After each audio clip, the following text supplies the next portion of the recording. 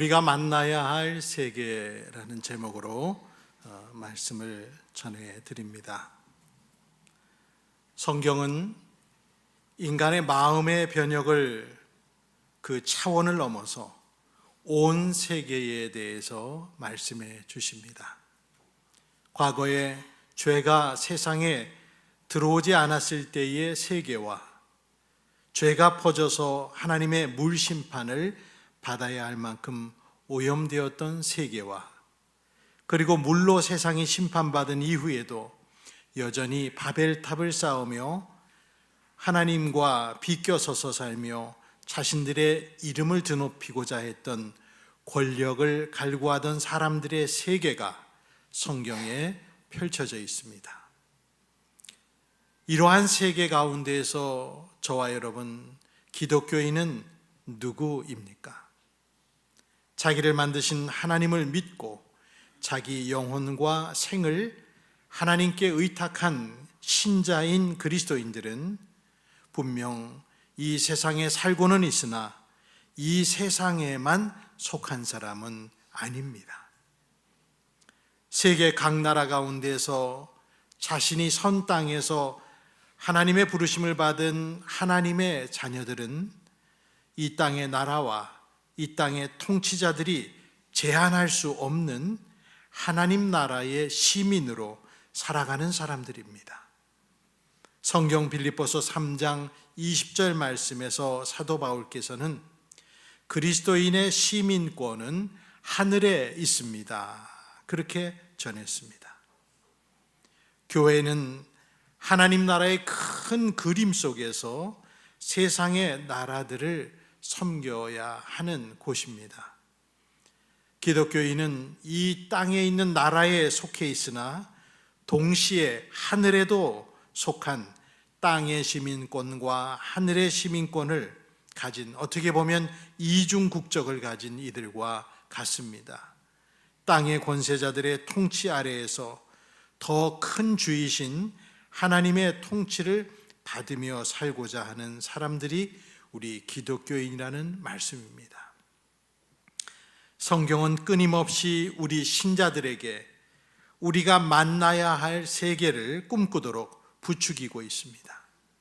기독교인은 매주 오늘처럼 예배당에 나와서 우리가 만나야 할 세계를 위해서 하나님 나라의 시민인 우리들이 무엇을 어떻게 하고 살아야 되는지를 그 뜻을 하나님께 듣고 실행하는 사람들이 바로 우리들입니다.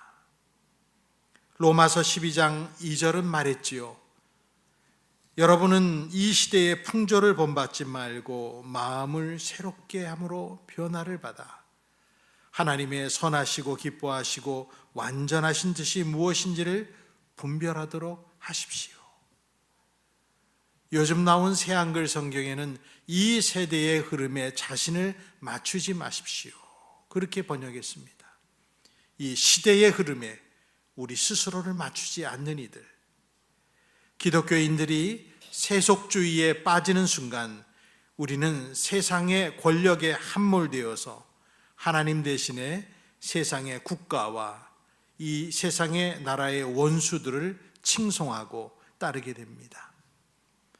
요한계시록 17장, 18장에 나온 큰 성 바벨론이라고 하는 것은 1세기 당시의 로마 제국을 상징함과 동시에 모든 시대에 걸쳐서 하나님을 따르지 않으면서 죄를 짓는 세상의 권력, 세상의 경제 시스템, 문화적인 타락을 상징하는 영적인 의미로 확장해서 해석될 수 있는 게 큰 성 바벨론이라는 계시록에 나온 뜻입니다.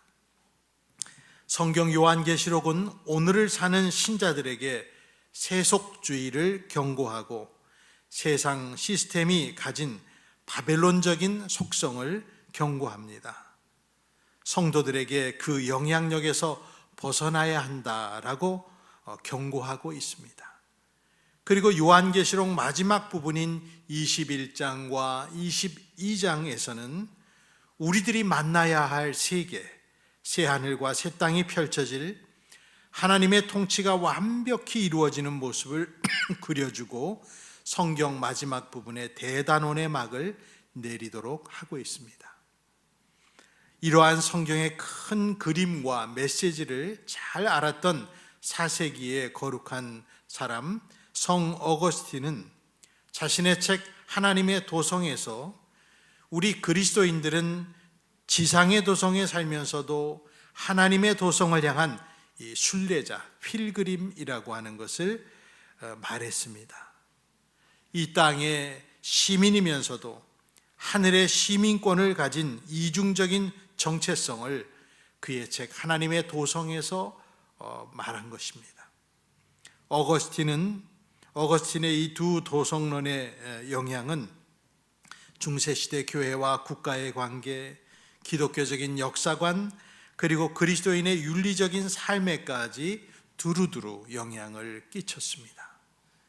기독교의 역사관 정립과 교회와 세상과의 관계, 그리스도인들의 사회 참여에 이르는 부분을 우리들이 더 이해하도록 큰 도움을 준 책입니다. 어거스틴은 교회는 지상의 도성 안에 존재하지만 그 본질은 하나님의 도성에 속해 있음을 명확히 했고, 교회가 세상의 권력에 종속되거나 세상의 가치에 오염돼서는 안 된다라고 말했습니다. 그는 그리스도인들이 지상의 도성에서 질서와 평화를 유지하는 데 기여해야 할 책임은 있지만 궁극적인 소망과 충성은 하늘에 있다는 것을 상기시켜 줬습니다. 세상이 알려주고 우리에게 주입하려고 하는 세계가 아니라 우리들이 만나야 할 세계, 하나님의 복음 안에서 만나야 할 세계는 어떠한 세계일까요? 첫째는 국가는 하나님을 대신할 수 없다는 것, 그것이 기독교인이 바라고 세워가야 할, 만나야 할 세계입니다. 성경적으로 국가는 하나님의 자리에 오를 수 없습니다. 절대 그러할 수 없습니다. 하나님은 이 세상의 나라를 세우기도 하시고 멸망시키기도 하십니다. 바벨론 땅에 포로로 잡혀간 다니엘은 꿈을 꾸고 해몽을 듣기 원한 느부갓네살 왕 앞에서 다니엘서 2장 44절에 보면 이렇게 말합니다. 이 왕들의 시대에 하늘의 하나님이 한 나라를 세우실 터인데 그 나라는 영원히 망하지 않을 것이며 다른 백성에게 넘어가지 않을 것입니다. 그 나라가 도리어 다른 모든 나라를 쳐서 멸망시키고 영원히 설 것입니다 라고 느부갓네살 왕의 면전에 대고 이야기했습니다. 이 다니엘서의 구절은 세상의 모든 제국과 권력은 유한하며 오직 하나님의 나라만이 영원하다는 점을 강조하는 구절입니다. 이처럼 유한한 지상의 나라를 신성시하는 것은 명백한 잘못이고 또한 우상숭배도 됩니다. 애국이라고 하는 이름으로 자행되는 국가주의들이 기독교를 병들게 하고 있고, 그리고 세상을 전쟁의 화마에 휩싸이게 하고 있습니다. 영국의 저명한 선교학자이자 신학자였던 레슬리 뉴비긴이라는 분이 계십니다. 돌아가셨지만 이분은 국가가 신의 자리를 차지하게 되었다라고 한탄하며 경고를 보냈습니다. 더불어 신성모독보다 국가에 대한 반역죄를 용서할 수 없는 범죄로 다루게 되었다라고 또 한탄했습니다. 영국의 그리스도인만 이렇게 말한 것이 아니라 미국의 신학자인 마이클 호튼 같은 사람도 말하기를, 우리는 먼저 그리스도인인가 아니면 먼저 미국인인가, 그것을 미국인으로서 물었습니다. 지금 우리나라도 바야흐로 세상에서 말하는 국뽕의 시대 속에 있습니다. 국뽕이라고 하는 조어는 국가와 마약의 일종인 히로뽕의 뒷부분인 뽕을 합성한 신조어죠. 맹목적이고 과도한 애국심을 비꼬는 표현으로도 쓰이는 말이 국뽕입니다. 지금 우리나라의 대중가수들과 드라마와 음식 등 문화적인 콘텐츠가 세계에 널리 퍼지면서 한류가 유행하고 경제성장의 결과가 세계에 점점 더 널리 퍼지면서 많은 한국인들이 국뽕에 차오르는 경험들을 하고 있습니다. 언제 이 작은 나라가 역사 가운데에서 세계인에게 스스로의 존재감을 드러낸 적이 언제 있었습니까? 고래 싸움에 새우등 터지는 경험만 하다가 마침내 우리 문화가 꽃을 피운 것이죠. 과거에 총 한 자루와 대포 한 문 얻어다가 사용하던 무기를 구걸하던 그런 나라가 이제는 세계 여러 나라에 국산 무기를 팔고 일본을 추월하며 경제적인 성과를 이루게 되자 자부심에 취하고 있는 것입니다. 그러나 그것은 비단 우리나라 사람들만 그런 것이 아니죠. 세계 모든 나라 사람들은 자기 나라의 문화와 특징과 유일성 혹은 거대한 성장을 내세워서 자기 국민들을 결속시키려고 하고 있습니다. 그리고 결속시키는데 가장 좋은 것은 전쟁이기 때문에 적당한 전쟁도 그들은 필요악으로 일으키고 있습니다. 대표적인 나라는 아무래도 미국이라고 하는 강대국입니다. 저는 오래전부터 미국의 그리스도인들이 저술한 미국제 복음주의를 경계하라, 왜곡되고 변질된 미국의 기독교를 주의하라는 글과 책을 다수 읽었습니다. 그분들은 하나같이 현재 미국을 휩쓰는 국가에 대한 맹목적인 충성과 중앙정부가 행복을 줄 수 있다고 생각하고 마땅히 주어야 한다고 생각하는 널리 퍼져 있는 그 생각들을 파헤치면서 견고한 선지자적인 글들이었습니다. 미국 교회의 한복판에서 기독교 운동가로 또 저술가로 활동한 셰인 클레어본이라는 분은 미국 교회 안에 속에 있는 우리는 정신분열증을 앓고 있다, 그렇게 표현했습니다. 미국의 그리스도인들은 좋은 그리스도인이 되기 원하지만 마음속으로는 국가와 군대와 시장의 힘만이 세상을 진정으로 변화시킬 수 있다고 믿는다. 그래서 미국이라는 국가에 속한 것과 기독교에 속한 것을 거의 구별하지 못한다. 그 결과 권력은 교회와 교회의 목적 및 실천을 부패시킨다라고 그는 말했습니다. 미국 교회가 국가와 사랑에 빠지면서 교회가 가진 상상력은 마비가 되었습니다. 자부심과 강함이라고 하는 국가 중심적인 가치가 겸손과 온유, 희생적 사랑 같은 기독교의 영적인 덕목을 완전히 억누르는 일이 미국 교회 안에서 너무나 비일비재 많이 생겼다고 미국의 신학자들과 목회자들은 고발하고 있습니다. 우리나라의 기독교인들도 뒤돌아봐야 됩니다. 우리가 믿는 게 하나님인지 아니면 강력하고 효용감 있는 국가인지를 물어봐야 됩니다. 앞서 인용한 요한계시록의 바벨론은 제국의 상징입니다. 성경의 마지막 부분에서 큰 음녀로 의인화되어 나타나는 바벨론은 이 세상의 왕들과 상인들과 민족들과 음란한 로맨스를 벌입니다. 온 세상은 그 음녀의 아름다움에 경외감을 느꼈지만은 그 아름다움은 타락했습니다. 요한계시록은 초대교회 당시에 만나볼 수 있는 최고의 반제국적 친하나님 나라적 이미지가 가득한 성경입니다. 기독교인들을 감시하는 로마의 감시를 피해 로마 제국의 실체를 알리기 위해 사도 요한은 시와 상징과 이미지를 사용해서 글을 쓸 수밖에 없었습니다. 그 결과 권력자들은 요한의 글을 이해하지 못했습니다. 당시 사람들은 로마 제국을 사라진 바벨론 제국처럼 위대하다라고 생각을 했습니다. 요한은 과거에 사라져버린 제국인 바벨론이라는 그 이름을 불러내어서 당시의 로마를 향한 하나님의 심판을 선고하고 있었던 것이죠.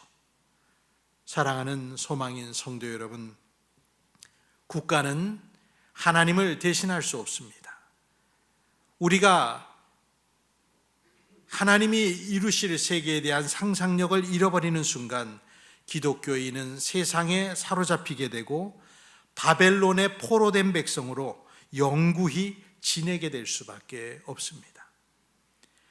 과거에 바벨론의 포로로 잡혀간 다니엘은 그것을 알고 하나님을 대신하여 가장 강력한 왕이었던 느부갓네살 왕에게 말하기를 그 나라가 도리어 다른 모든 나라를 쳐서 멸망시키고 영원히 설 것입니다 라고 하나님이 이루실 나라를 이야기했습니다. 우리 믿는 사람들은요, 우리나라가 최고야, 우리가 제일 강대국이야 라고 하는 말을 외치기보다는 모든 나라에 흩어놓으신 하나님 나라의 자녀로서 우리의 주가 되신 하나님의 뜻을 구현하는 대한 공동체가 되어야 됩니다. 국가라는 것의 본질을 기독교인은 깊이 생각해 봐야 됩니다. 하나님을 위해 죽으려는 사람은 적지만 국가를 위해 죽으려는 사람이 많다는 것이 과연 무슨 의미일까를 생각해 봐야 됩니다. 예수님은 로마의 총독 빌라도 앞에서 이렇게 밝히셨습니다. 요한복음 18장 36절에 내 나라는 이 세상에 속한 것이 아니요 나의 나라가 세상에 속한 것이라면 나의 부하들이 싸워서 나를 유대 사람들의 손에 넘어가지 않게 하였을 것이요 그러나 사실로 내 나라는 이 세상에 속한 것이 아니요 라고 분명하게 말씀하셨습니다. 두 번째로, 왕과 대통령은 하나님을 대신할 수 없다는 것, 그것이 기독교인이 바라고 세워가야 할 세계입니다. 과거 사무엘 선지자 시대에 이스라엘 백성들은 왕을 달라 그렇게 하나님께 강력하게 요청했습니다. 사무엘상 8장 5절 그러므로 이제 모든 이방 나라들처럼 우리에게 왕을 세워주셔서 왕이 우리를 다스리게 하여 주십시오. 이스라엘의 모든 장로들이 모여서 마음을 다 합해서 사무엘 선지자를 찾아와 이 요청을 하자 사무엘 선지자는 즉시 이것을 하나님께 아뢰고 응답을 받았는데 사무엘상 8장 7절에 주님께서 사무엘에게 말씀하셨다. 백성이 너에게 한 말을 다 들어주어라. 그들이 너를 버린 것이 아니라 나를 버려서 자기들의 왕이 되지 못하게 한 것이다. 하나님 아버지께서 이 왕정에 대한 어떤 거부감을 갖고 계신 게 분명합니다. 이미 300여 년 전에 모세 시대에 신명기 17장 14절 이하를 통해서 그때 말씀하시길 이후에 백성들이 왕을 세우고 싶다는 생각이 들 때에 왕은 어떤 사람이 되어야 하고 무슨 행위를 힘써야 하는지 이미 300년 전에 신명기에 말씀도 해주셨습니다. 그러나 왕을 세워 나라를 다스리는 통치 제도는 하나님께서 본래 바라시는 통치 제도가 방식이 아니었습니다. 하나님은 왕을 통해서가 아니라 하나님의 음성을 듣는 사람들, 하나님이 세워서 나라를 구원하시고자 하실 때 순종해서 일어설 수 있는 사사와 같은 사람들을 통해서 이스라엘을 다스리시기를 원하셨습니다. 하나님께서는 이 백성들의 요청 배후의 본질을 꿰뚫어 보고 계셨는데 하나님은 왕을 달라고 요청한 이 모든 장로들의 요구가 하나님을 버림으로써 하나님의 왕 되심을 거부한 것이라고 분명히 말씀해 주셨습니다. 분명한 것은 이스라엘 백성들은 보이지 않는 왕을 믿는 일이 어려웠기 때문에 눈에 보이는 왕을 원했을 것입니다. 오늘도 우리는 눈에 보이지 않는 왕을 섬기는 걸 어려워하고 있습니다. 우리는 정치가를 뽑는 것인가 구세주를 뽑는 것인가 이 말은 제가 2022년 20대 대통령 선거를 앞두고 했던 주일날 설교에서 했던 말입니다. 우리는 정치가를 뽑는 것인가, 구세주를 뽑는 것인가? 누가 다음 대통령이 될 것인가? 2022년 당시에 우리는 초미의 관심을 가지고 대통령을 뽑았습니다. 결과는 윤석열 후보가 이재명 후보를 0.73% 차이 24만 7천 표 정도로 이기고 대통령이 되었습니다. 그리고 2025년 6월 오늘 현재 우리는 그렇게 뽑은 대통령을 파면시키고 새로운 대통령을 선출하기 위해 표를 행사하고 있는 중입니다. 이번에는 또 누가 대통령이 될 것인가? 지금부터 이 시간부터 80시간 정도 후면은 투표가 끝나고 어느 정도 당락의 윤곽이 나올 것입니다. 그러면 한쪽에서는 나라가 바로 섰다고 환호할 것이고 한쪽에서는 나라가 망했다고 말할 것처럼 보입니다. 정말 그럴까요? 아닙니다. 행정부의 수반이 되고 국가의 상징적 원수가 되는 대통령이 새롭게 뽑히면 많은 부분이 바뀌겠지만 우리가 바라는 만큼의 효용감은 없을 것입니다. 이처럼 다양한 살아있는 생물 같은 국민들의 요구와 각 개인과 단체 간의 이익의 충돌을 한 사람의 지도자가 짧은 시간 내에 어떻게 크게 바꿀 수 있겠습니까? 임기 3년 차 정도만 되면 레임덕이 나타나고 권력 누수 현상이 일어나는 현 정치 체계 속에서는 한계가 뚜렷합니다. 저를 포함한 우리 국민들이 바라는 것은 다만 대통령이 엉뚱한 행동을 하지 않고 권력을 남용하지 않고 가족의 비리로 입방아에 오르내리지 아니하고 국격을 손상시키는 괴이한 행동을 하지 않기를 바라는 마음들입니다.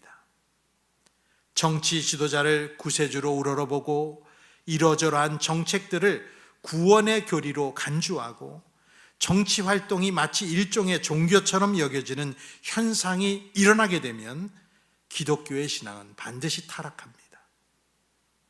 현재 미국 사회의 모습이 그렇고 미국 교회의 현 주소가 그렇다라고 미국 교회의 위대한 지도자로 이름을 드러냈던 팀 켈러 목사님은 생전에 말했었지요. 사무엘 선지자 시대의 이스라엘 백성들은 다른 나라들처럼 왕을 세우고 상비군 군대를 두고 왕궁을 멋지게 짓고 뭔가 국가의 모습을 제대로 만들면 그로써 나라의 위상이 서고 국민들은 하나가 되고 전쟁을 하면 하는 대로 승리할 것 같다는 생각을 했습니다. 그러나 그들이 그토록 원하는 왕이 가져올 재앙은 미처 생각하지 못했습니다. 그 왕을 먹이고 입히고 섬기고 유지하기 위해 아들과 딸을 군사와 궁녀로 보내야 되고 막대한 세금을 바쳐야 하고 남종과 여종과 양떼와 나귀떼를 제공해야 하는 것은 미처 생각하지 못했습니다. 더군다나 세운 그 왕들로 못 살겠다고 울부짖을 날이 올 줄은 생각하지 못했습니다. 오늘 사무엘상 8장 18절에 말하죠. 그때에야 당신들이 스스로 택한 왕 때문에 울부짖을 터이지만 그때의 주님께서는 당신들의 기도에 응답하지 않을 것입니다.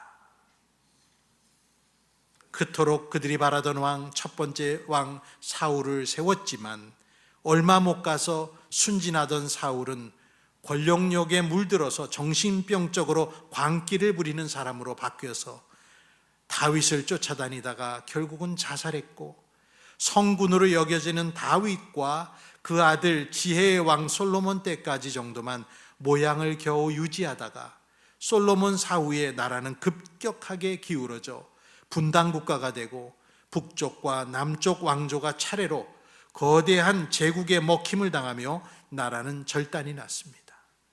왕이 세워지자마자 이스라엘은 왕에게 시달리며 나라의 모든 것이 거덜나고 하나님께 철저히 징계받는 연속이었습니다. 성도 여러분, 이번 대통령 선거에 누가 되더라도 그 사람을 메시아로 여기지 마십시오.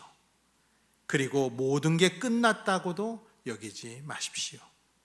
하나님 대신에 우리들의 온 희망을 정치 지도자와 정치에 걸어서는 안 됩니다.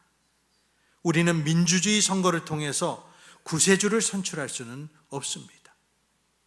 1930년대 독일이 히틀러를 나라를 구원할 구세주로 칭송하면서 세웠었다는 역사를 잊어서는 안 됩니다. 과거 일본의 천황이 전쟁에서 연승하면서 우리나라가 대동아 번영권 안에서 조선도 번영하리라고 확신했었던 당시 한국의 성도와 목회자들을 생각해 보십시오.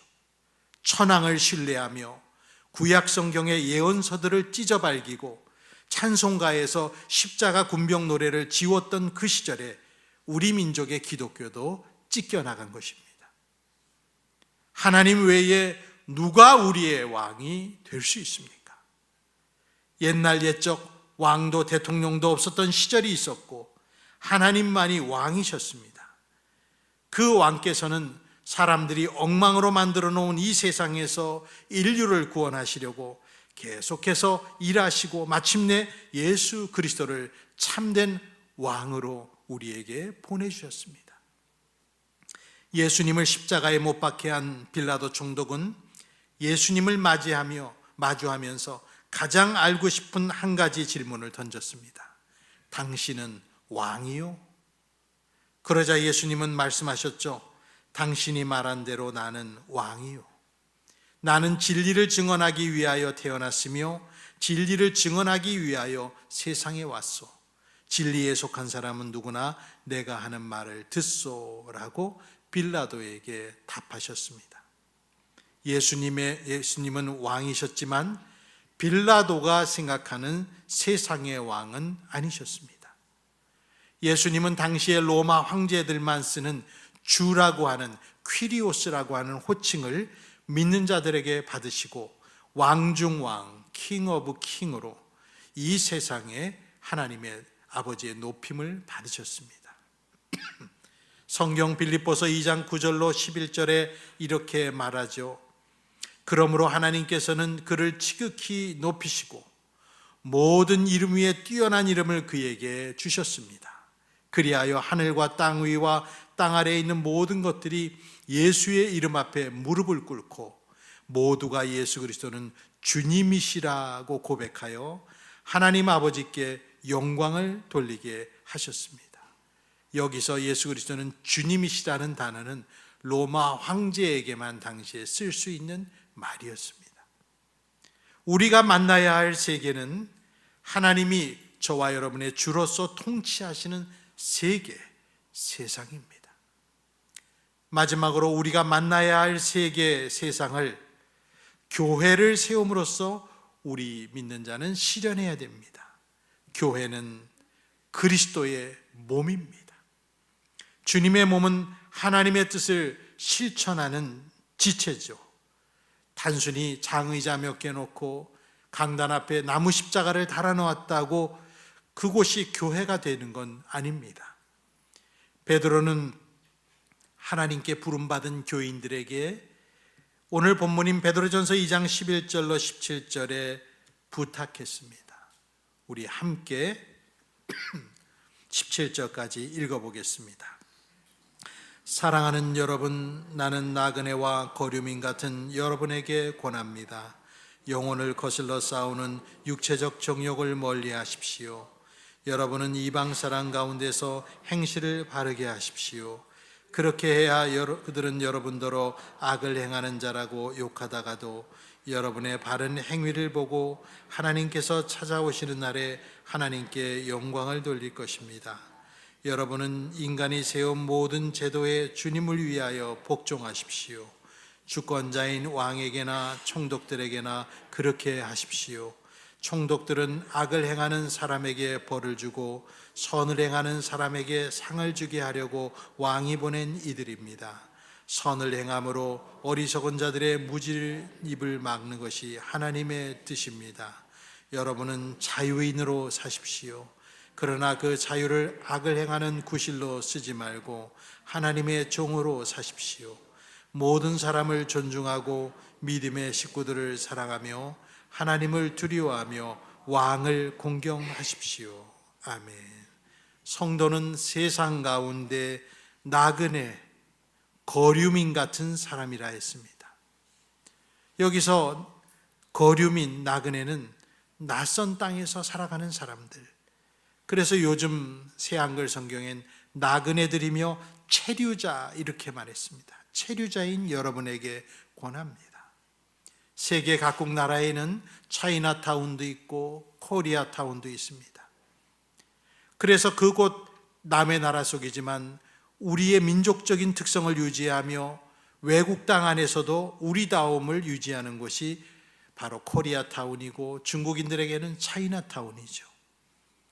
우리 그리스도인들은 이곳 이 땅 세계에 흩어진 하나님이 허락하신 각각 세워진 나라들 속에서 망명자로 사는 사람들이 기독교인들입니다. 우리가 속한 이 나라에서 법을 지키고 통치자에게 복종하지만 그 이유는 그들 또한 하나님이 보내주신 일꾼임을 인정하기 때문입니다. 온 세계에 흩어진 나라에서 하나님께서 불러 세우신 주님의 자녀들은 이 땅에서 살아가는 대안적인 공동체의 일원이라는 사실입니다. 그리스도인들은 엄밀히 말하면 우리가 속한 이 사회에서 다른 사회를 건설 중인 사람들입니다. 우리는 하나님을 왕으로 섬기지 않는 이 세속의 세상 속에서 이상하고 거꾸로인 제국을 제시하고 있는 주님의 증인들입니다. 우리는 사랑으로 세워지는 나라를 추구하고 있습니다. 예수님께서는 그 일을 땅끝까지 가서 하라고 제자들에게 명하셨고 증거하고 또한 사람들을 가르쳐서 지키도록 하라고 엄명을 내려주셨습니다. 우리는 일종의 문화적인 망명자들입니다. 교회 역사를 통해 볼 때 과거 수도원들은 문화적인 망명자들이 모인 곳이었습니다. 그 사람들은 세상에서 도피하기 위해서가 아니라 세상으로부터 세상을 구원하기 위해 광야로 달려간 사람들이었습니다. 그러면서 하나님 나라의 독특함을 보존하기를 열망했던 것이죠. 이 세상의 풍조를 따르지 아니하고 세상에 억압되지 않고 자유인으로 살면서 대신 하나님의 신민으로, 하나님의 종으로 살려 한 것입니다. 여러분 잘 아시는 미국의 신앙 공동체 아미시 마을, 여러분 그 아미시 마을을 여러분 아실 겁니다. 우리와 종파는 다르지만 그들의 독특한 생활 방식은 철저히 성경적인 해석과 신앙적 원리에 기반을 둔 그들의 선택입니다. 그들은 현대 문명의 편리함보다는 신앙의 순수성과 공동체의 가치를 지키기 위해 의도적으로 다른 길을 선택했습니다. 어쩌면 2025년 대한민국의 기독교와 교회들은 이 정신과 모습을 지금 잃어가고 있는 것은 아닌가, 그렇게 저는 생각됩니다. 예수님이 이 땅에 오신 목적이 훌륭한 사람들을 좀 더 훌륭하게 만들기 위해서였다고 우리가 생각합니까?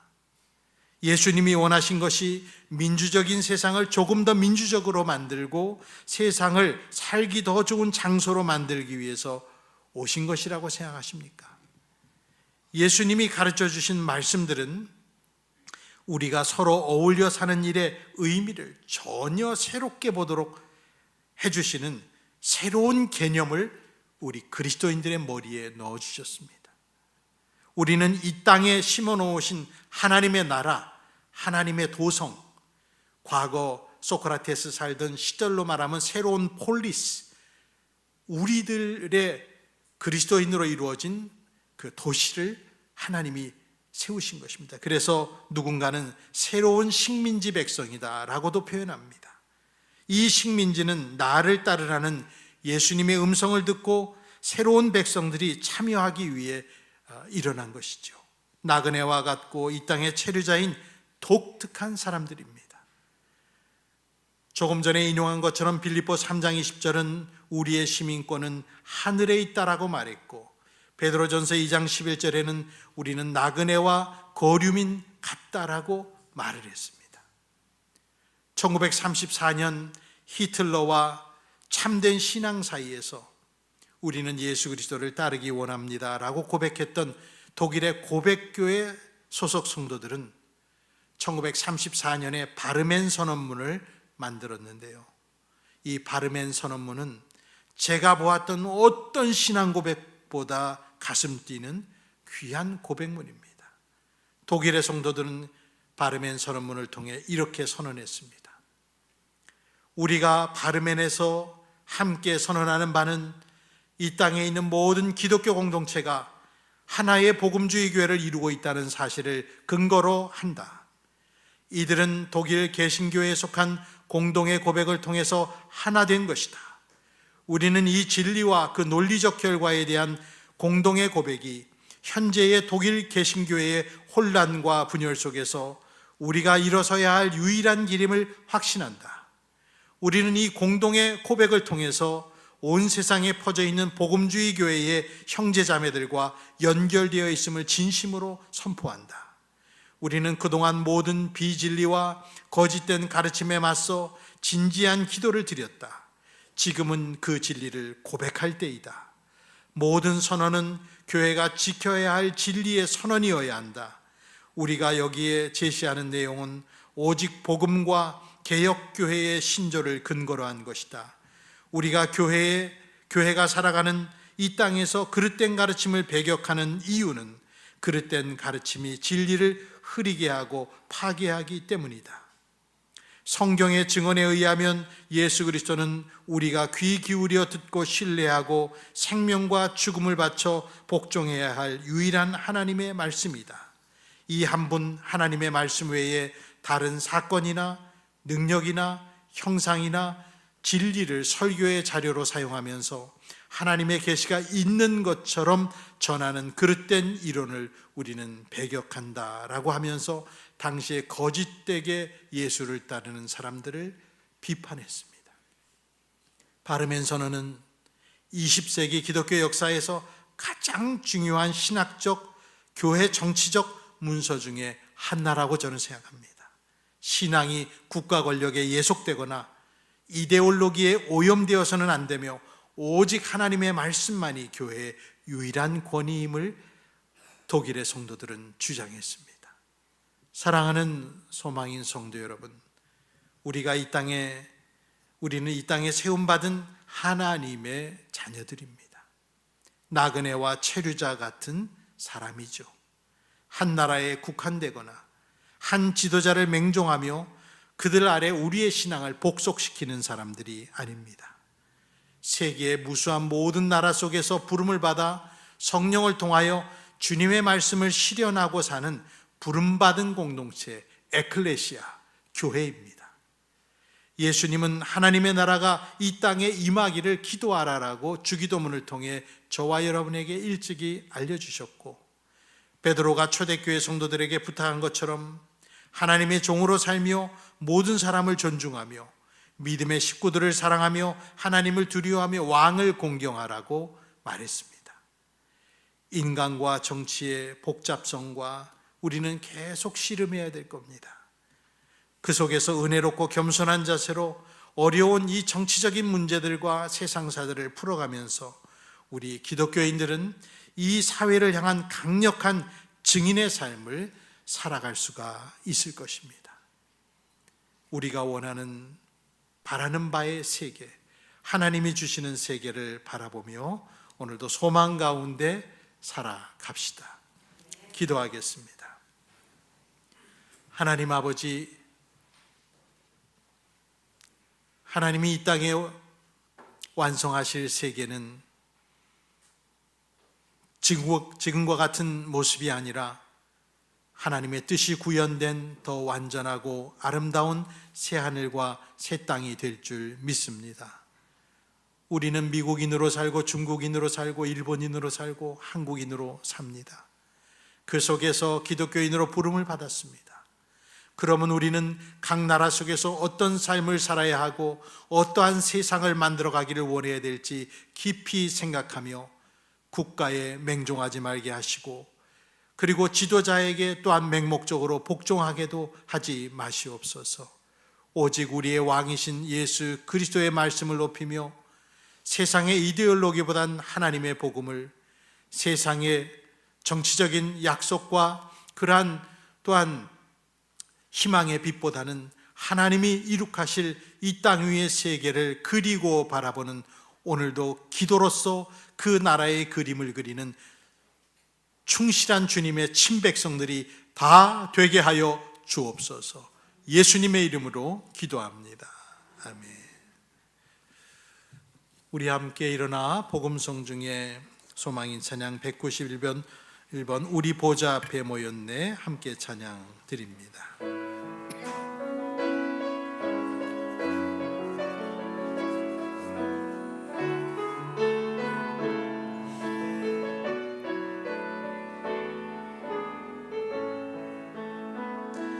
우리 보좌 앞에 모였네 함께 주를 찬양하며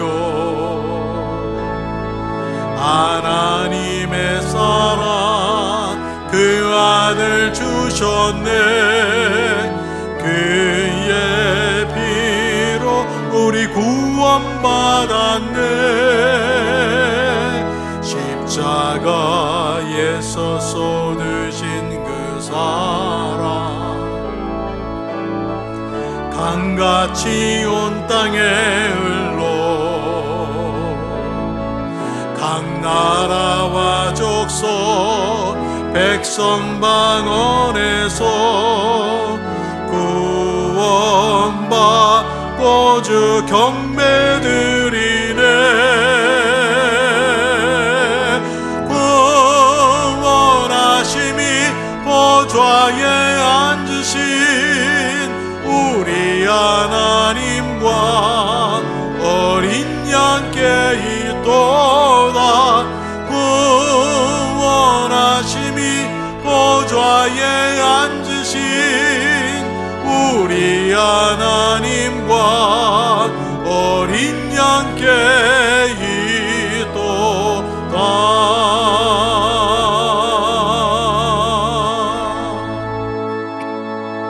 기도합니다. 이제는 왕중왕이요 온 세상을 다스리시는 예수 그리스도의 은혜와 하나님 아버지의 극진하신 사랑과 성령님의 교통하심이 오늘도 이 땅 위에 살지만 이 땅 백성으로만 살지 않고자 결단하고 하나님 나라를 이 땅에 실현시키고자 우리가 원하고 바라는 그 성경적인 세계를 바라보고 오늘도 기도로 그림을 그리는 모든 성도 위에, 그리고 새로운 지도자를 뽑기 위해 열망 중인 이 나라의 모든 국민들 위해 이제부터 영원토록 함께 있을지어다. 아멘.